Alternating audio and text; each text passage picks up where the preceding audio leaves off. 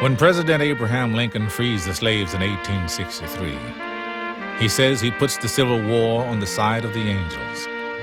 With one stroke of the pen, he unites his goal of the Union forever with the battle cry of freedom. After 2 years of war, he opens up his army of the free to include black soldiers.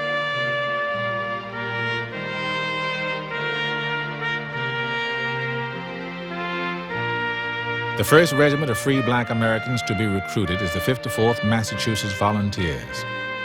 Many doubt they will make good soldiers, so they are ordered to the backwaters of the conflict, coastal lowlands and swamps in the southeast. Much more than victory depends on their performance.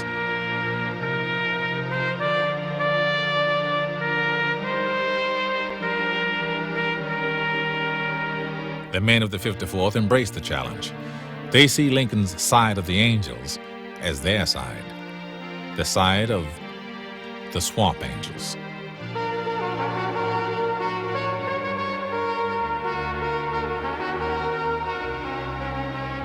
At Fort Wagner, near Charleston, South Carolina, they lead a doomed attack of 7,000 white federal soldiers. They prove the doubters wrong at a high price.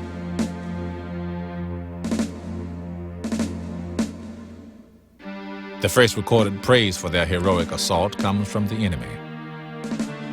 Confederate Lieutenant Iredell Jones writes that morning, "The Negroes fought gallantly and were headed by as brave a colonel as ever lived." He is 27-year-old Robert Gould Shaw, who dies in the attack.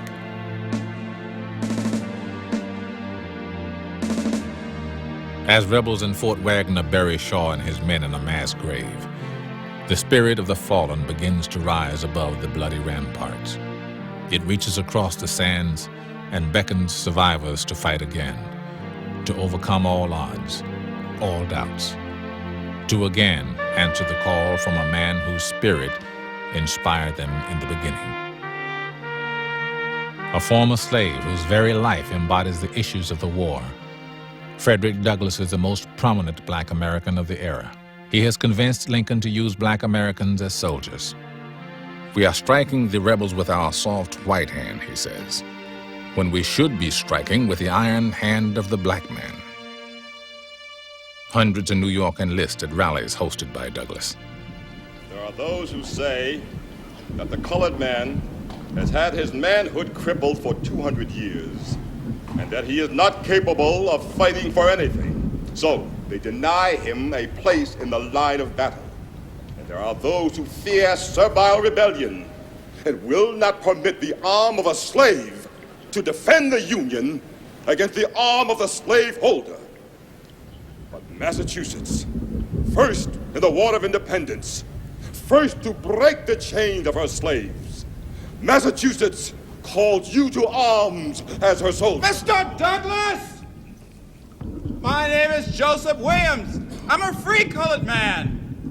I've got a family and a business. I'm not gonna give that up. But I'll give you some money for your cause. Hey, This is not our war. Let him talk. He's right. I'm already free. What I want to Shut up, brother. Sit down, Mr. It's Double right. Man. Speak. Why should we be a part of this war? It's not ours. Stop it! Stop it! Now the cowards among us will tell you that this is the white man's war. Believe them not. Liberty, won by the white man, lacks half its luster. Who would be free? Themselves must strike the blow.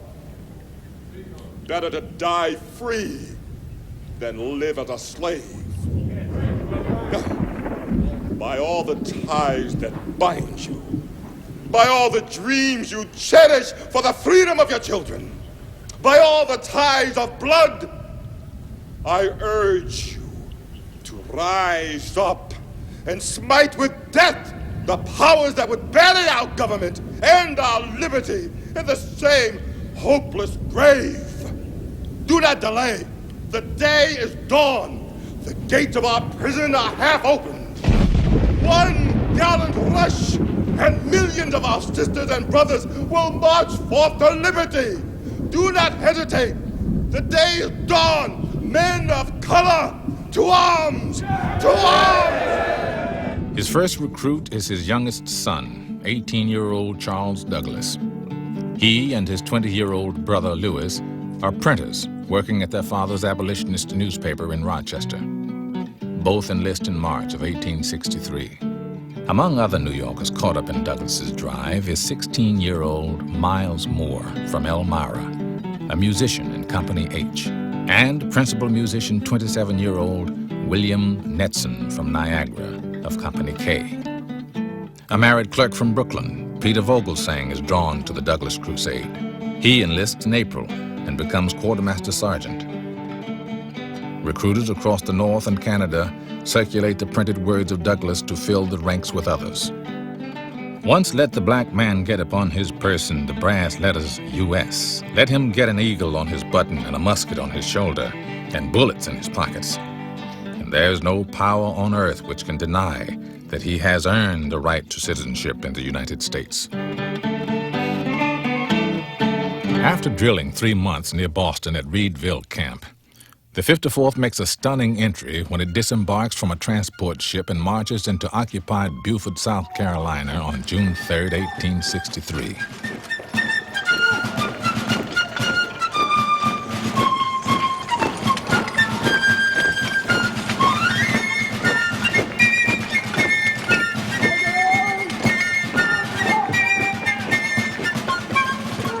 Charlotte Fortin, a young black American teacher of former slaves, watches.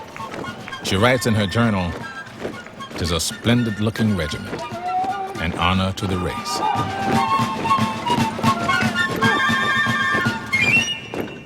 A volunteer from the North, she is part of an ongoing educational program begun in the coastal islands when first occupied by federal troops in 1861. She meets the young, idealistic Colonel Shaw, who shares her views that education is the key to unlock the future for the freed slaves. After a dress parade, they have tea together, the first of several social engagements over the next month. Afterward, we sat outside the tent and listened to some very fine singing from some of the privates, she writes. Their voices blended beautifully. Jubilo is one of the best things I've heard lately.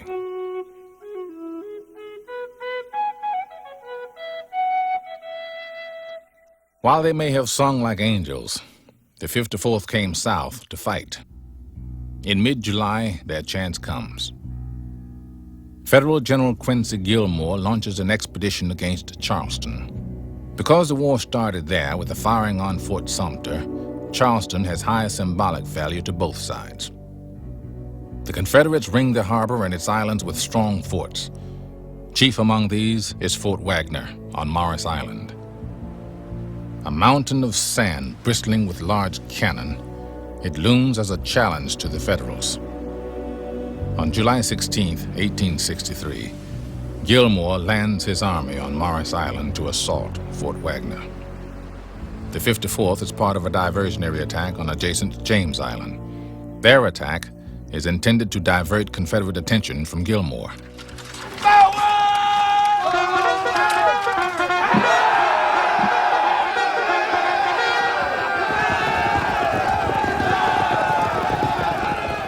But the rebels launch a surprise counterattack on James Island.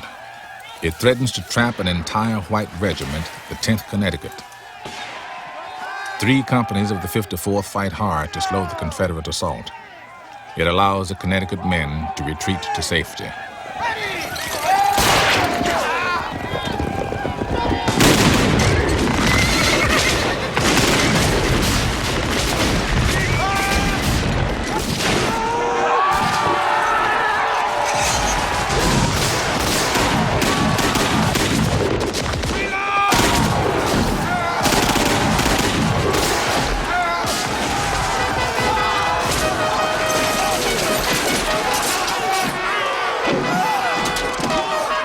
The 54th loses 10 men killed and 30 wounded, including Quartermaster Sergeant Vogelsang. But the regiment has won its first laurels.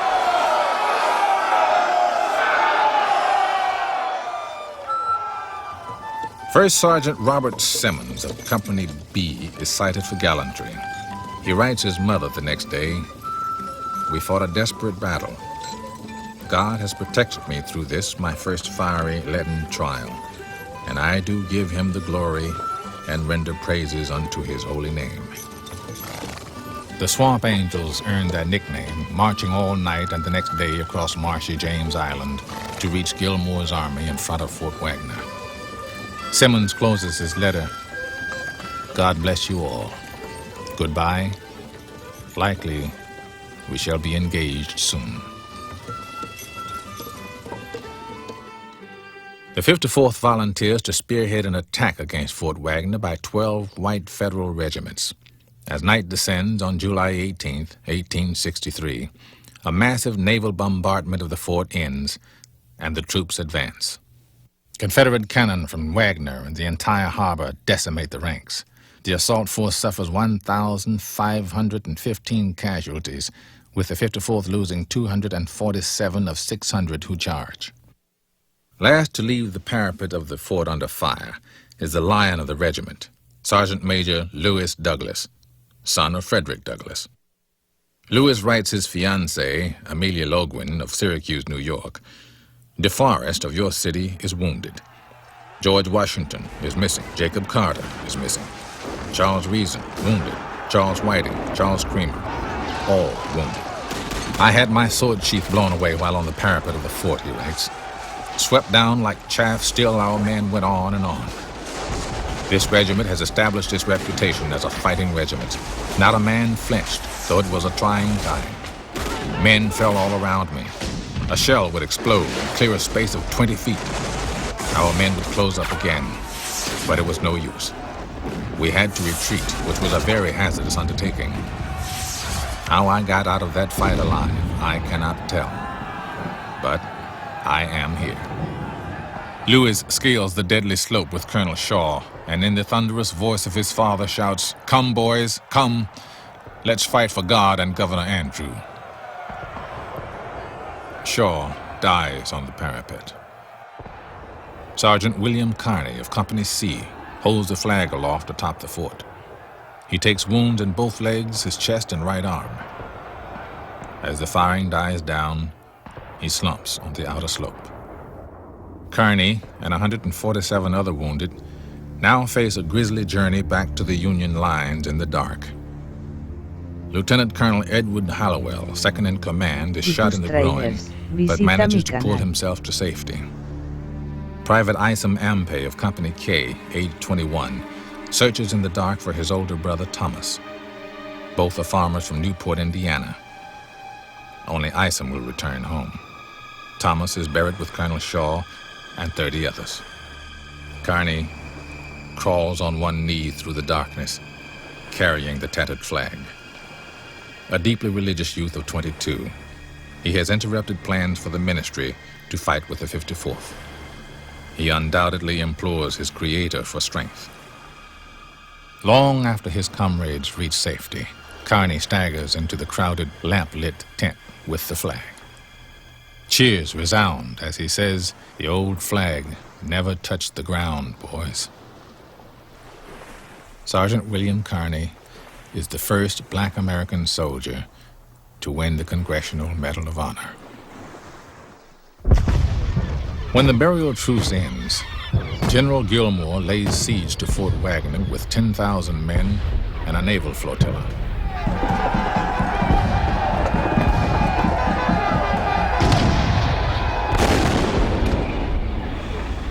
Because only a few officers and about 400 men remain of the battered 54th, Gilmore assigns them to digging trenches and guarding engineers. Lewis Douglas helps officers to organize this fatigue duty. They await new recruits and returning wounded to bring the regiment back up to fighting strength. Not all wounded of the 54th will be able to return. More than 50 soldiers are captured in the assault on Wagner, and half of these are injured. They are held in Cold Castle, Pinckney, a prison in the harbor, and in the Charleston jail, in the shadow of a gallows. Among them is First Sergeant Robert Simmons, cited again for gallantry atop Wagner. He has a wounded arm. All face the uncertain fate of black soldiers in Confederate hands.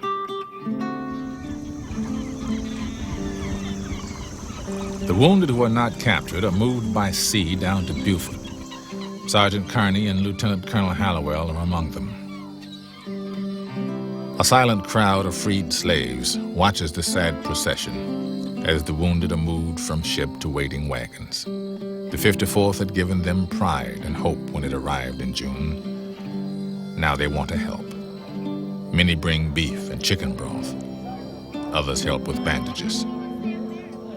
They are taken to the new federal hospital at Hilton Head. Charlotte Fortin hurries there by rowboat from her school at St. Helena, 6 miles away. Tonight comes news, she writes. Oh, so sad, so heart-sickening. It is too terrible to write. We can only hope it may not all be true, that our noble, beautiful young colonel is killed and the regiment cut to pieces. I cannot believe it. And yet I know it may be so.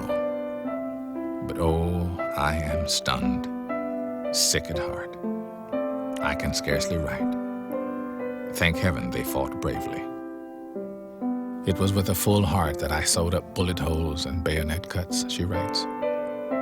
Sometimes I found a jacket that told a sad tale, so torn to pieces that it was far past mending. The death of Shaw hurts her. She recalls him as a much-loved friend. It seems very, very hard that the best and the noblest must be the earliest called away. She writes letters for those too injured to write themselves. She recalls one 19-year-old from Michigan. He's very badly wounded in both legs, and there is a ball in the stomach. It is thought that it cannot be extracted, but he utters no complaint. And it is touching to see his gratitude for the least kindness. He was an only son and had come away against his mother's will. He would not have her written to until he was better. Poor fellow. That will never be in this world.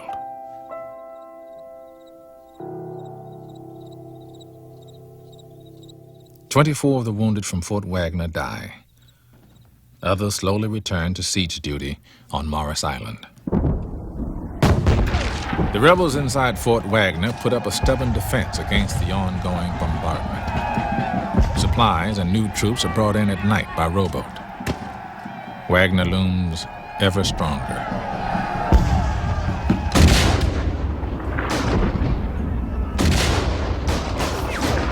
Though anxious for action, the regiment does its duty with the shovel as well as the rifle musket.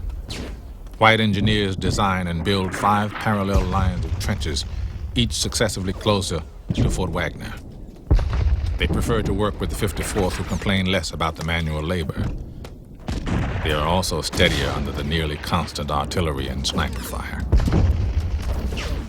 But the Swamp Angels prefer action. Lewis Douglas, tired of the trenches, writes, "Should I fall in the next fight, killed or wounded, I hope to fall with my face to the foe."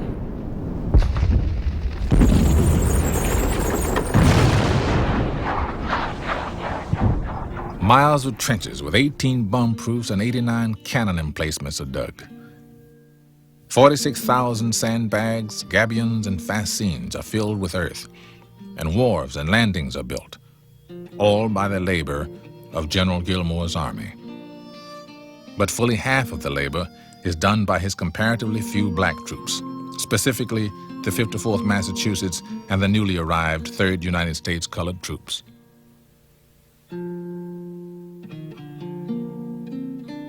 Most of the work is done at night under fire. During the day, the tired troops try to rest in sweltering tent cities. The humid summer temperatures seem to seldom dip below 100 degrees. Flies and mosquitoes breed fevers. The stench of hastily buried dead pervades the sorry camps. Finally, on September 7th, 1863, after 58 days of siege and 2 failed assaults, 740 beleaguered rebels evacuate Fort Wagner and Battery Gregg behind it.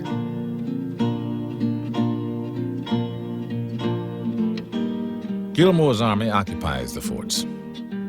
Curious members of the 54th and other survivors from the failed assaults inspect the massive sand hill that defied them so long. They move in and set up camp.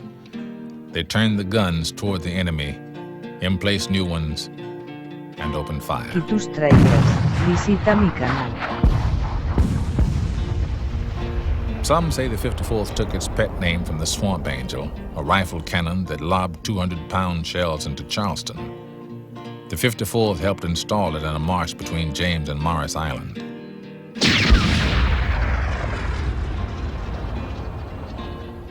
By December 20th, more than 20 shells a day hit Charleston. Fort Sumter is reduced to a defiant pile of rubble. On January 20th, 1864, 120 new recruits bring the 54th Massachusetts up nearly to full strength.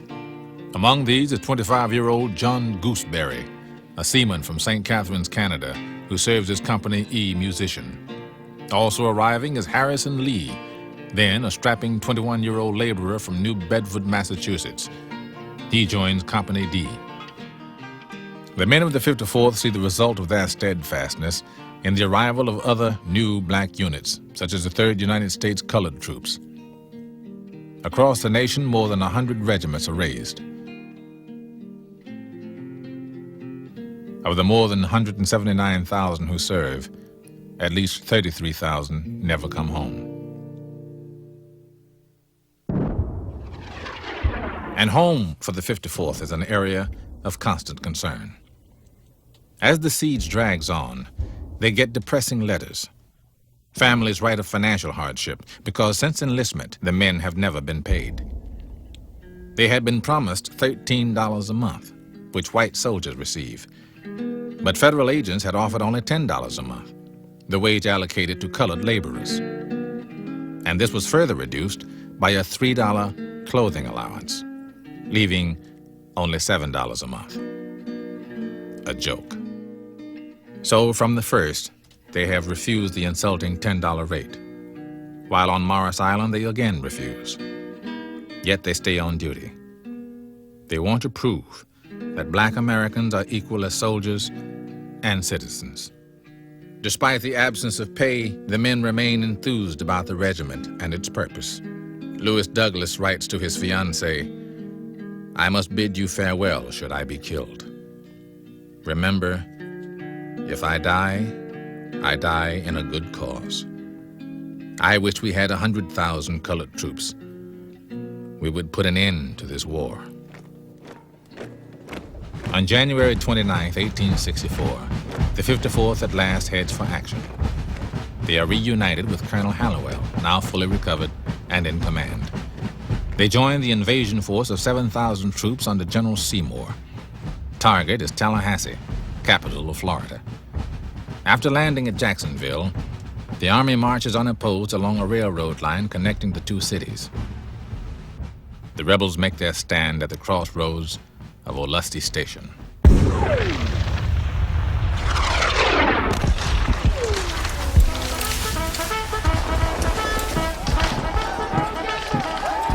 In a swamp, 35 miles west of Jacksonville, near a large lake called Ocean Pond, 5,500 rebel infantry chew up Seymour's regiments one at a time as he feeds them into the battle piecemeal.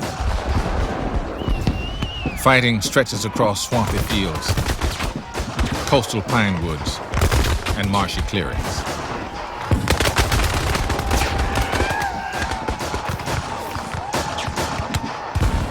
Musketry swells and rolls along a battle line a mile wide.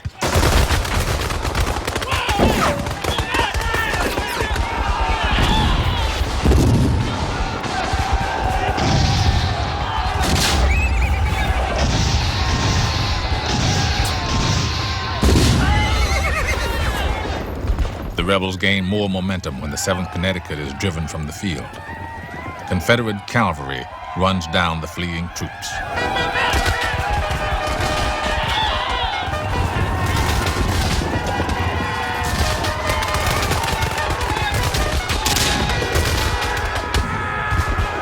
The 54th hears the roar of battle far ahead and pushes toward the field.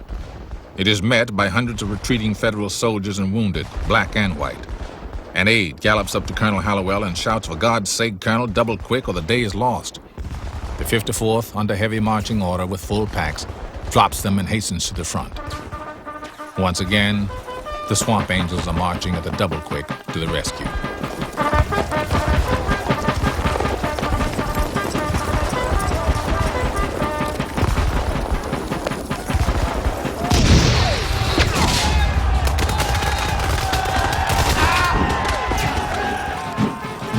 The 54th arrives on the field just as the entire Confederate line advances, crumbling the remaining Federal regiments. The 7th New Hampshire, 7th Connecticut, 47th, 48th, and 115th New York, plus the now battered 8th U.S. Colored Troops.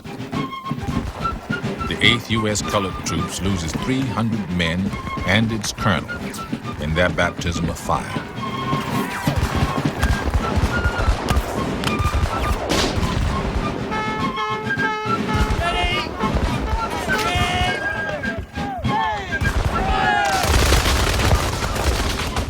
The 54th forms line of battle and fights a delaying action. It allows the rest of the Federals to escape what is seen as certain destruction. In a desperate move, Colonel Hallowell orders the color guard to advance 150 paces to rally the line and slow the Confederates. Of the 8 members of the color guard, only 4 are left. But with the flag shredded and the color sergeant's hand nearly shot away, they advance the line, and it holds. The men shout, "3 cheers for Massachusetts," and $7 a month. Charles Lennox, a color sergeant of Company A, a 38-year-old barber from Watertown, Massachusetts, is among the color guard. Beside him, Preston Hellman, color corporal of Company E, a 30-year-old carpenter from Leone, Michigan.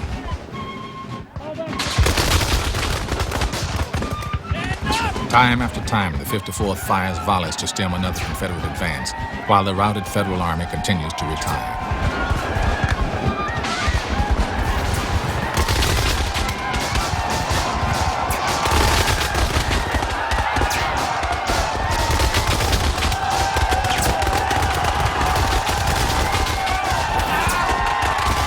Trailers.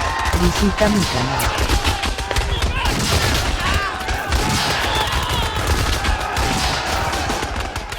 The regiment puts 8 companies into line, totaling 497 men and 13 officers. Of these, 86 are killed, wounded, or missing by the fall of evening. Robert Jones is missing and presumed dead.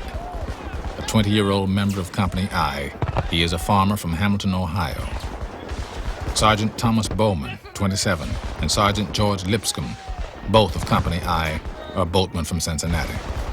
Both survive Olustee, but Bowman, who holds his sword in their tintype, is wounded. And First Sergeant Stephen Swales of Company F is wounded, but cited for his coolness and bravery. He is promoted to second lieutenant on March 11, 1864, making him the first black officer commissioned in a Massachusetts regiment. On the same day, Sergeant Vogelsang is promoted to second lieutenant.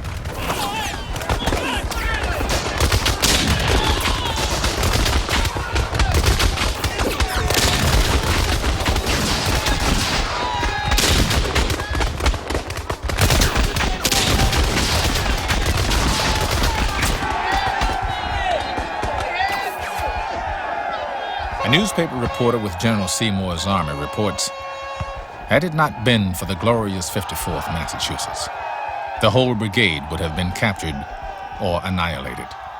This was the only regiment that rallied, broke the rebel ranks, and saved us." The 54th marches 110 miles in 108 hours, fights 3 hours in a stand-up battle, and then, upon arriving in Jacksonville, finds the train of wounded has broken down outside of town. Fatigued and worn, it marches out and attaches ropes to the cars. The men pull the train 10 miles to safety.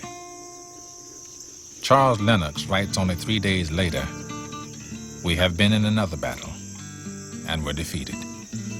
The 54th fought bravely, being the last to leave the field.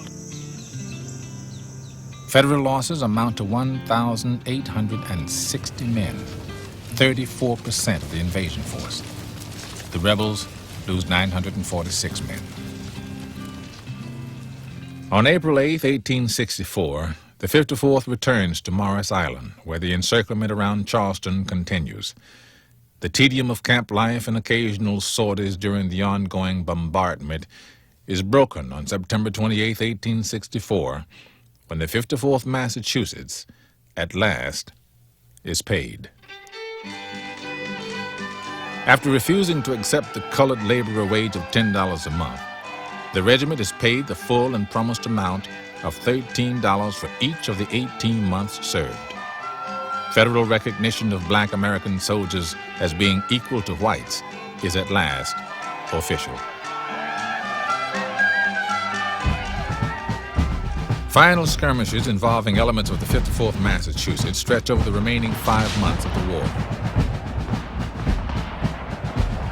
On November 30th, 1864, the Battle of Honey Hill, South Carolina, rages just north of Savannah. Sergeant Henry Stewart, age 19, of Company I, falls wounded. He's a barber from Horseheads, New York. Their last fight occurs at Boykins Mill, South Carolina, west of Charleston, on April 18, 1865, 9 days after the war effectively ends with Robert E. Lee's surrender at Appomattox, Virginia. In both engagements, a total of 7 men are killed and 50 wounded. On February 20th, 1865, elements of the 54th and 55th Massachusetts, its sister regiment, march in triumph with the Union Army into Charleston. But victory is bittersweet. They find the Charleston jail empty. 52 comrades, imprisoned there 19 months, had been moved to a stockade at Florence, South Carolina. 2 weeks later, 20 are released. The rest are dead.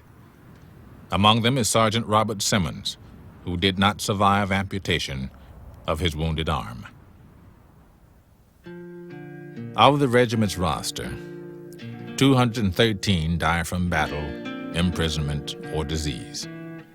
394 are wounded, and 57 are listed as missing. This totals 664 casualties of the 1,354 men who served in the regiment, nearly 50%.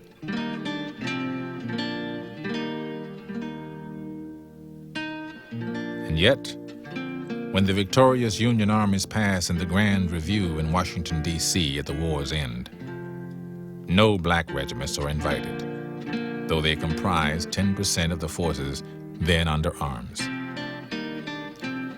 The 54th returns to Boston, Massachusetts to a heroic welcome on August 20th, 1865, and is mustered out of existence.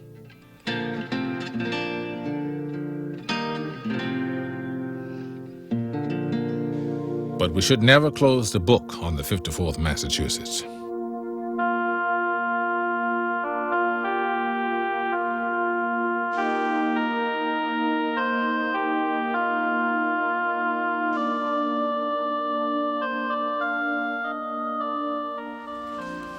Today, the regiment continues in the hearts of a growing number of living history reenactors.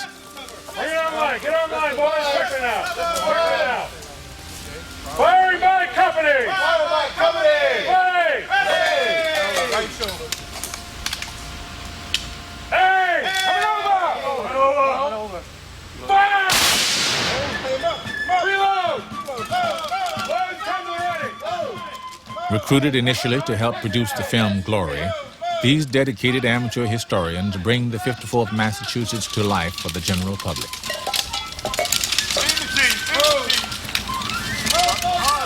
All ready, boys. Getting low now. Remain stay in your duty. Come on.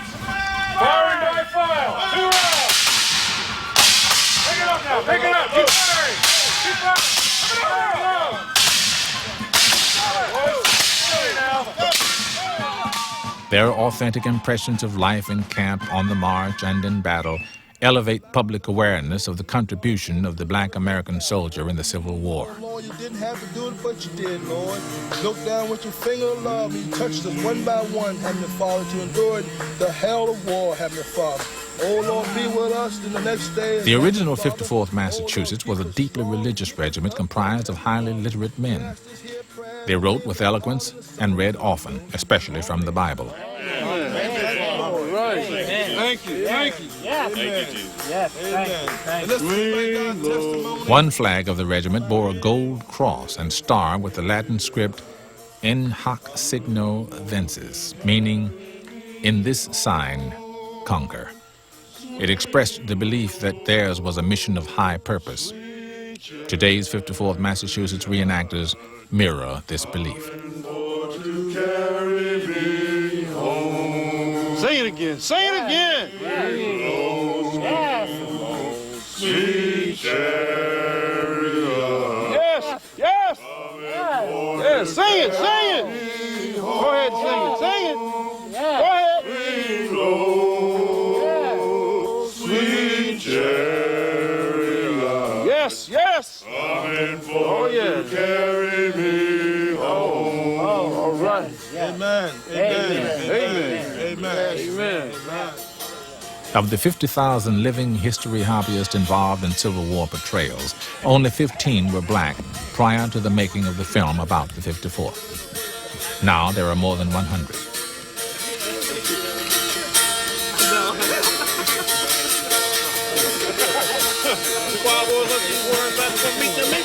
Yeah, they must think they might not make it back here to camp tomorrow evening.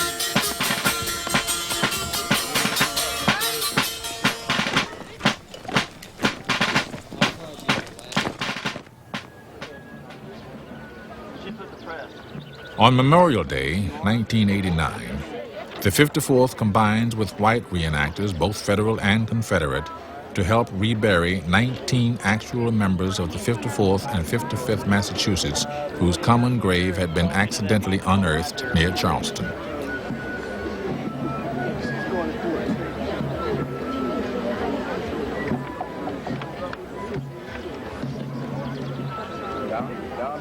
Site of the reburial, with full 1863 military honors, is the Beaufort National Cemetery, where other members of the regiments had been buried following the battles of Olustee, Honey Hill, and Boykins Mill. Thousands of other Civil War soldiers, black and white, Federal and Confederate, rest there in peace today.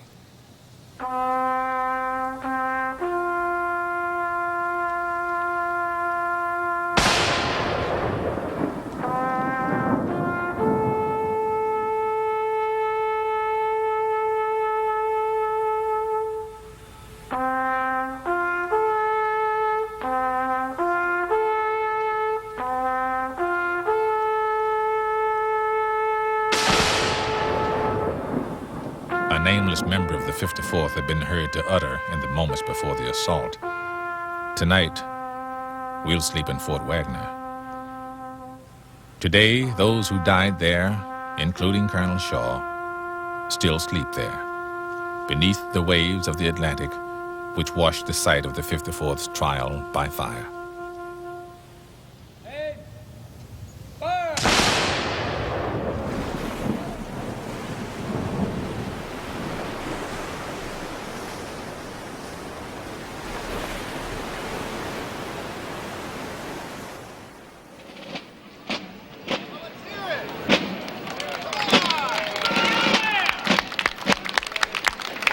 On May 19, 1990, the 54th marches at the head of 2,500 reenactors in a commemorative grand review. They lead a march down the same Pennsylvania Avenue from which their forebears had been excluded, almost 125 years ago to the day.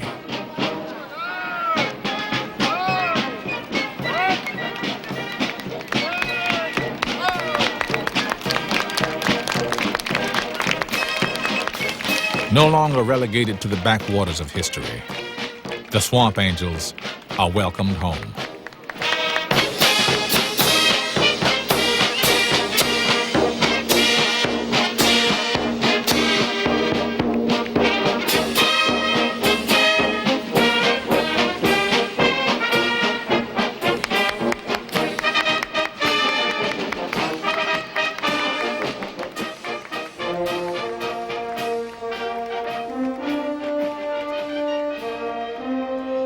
The regiment lives today in the heart of every person who cares enough to remember. Their story of sacrifice, dedication, and pride is one that the human spirit cannot afford to forget. Words to their marching tune, "Give Us a Flag," were penned by an unknown member of Company A. At the time, they were a promise. Now, they are a testament. Oh, give us a flag, all free without a slave. We'll fight to defend it, as our fathers did, so brave.